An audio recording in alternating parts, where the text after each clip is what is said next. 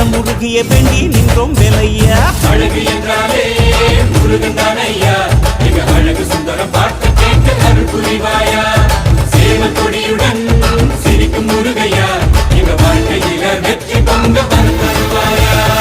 ஆறுபட வீடு கொண்ட முருகனுக்கு அரோகரா, அப்பானுக்கு பாடம் சொன்ன சுப்பனுக்கு அரோகரவும் பேர சொல்லி இந்த ஊரே வந்தோம்.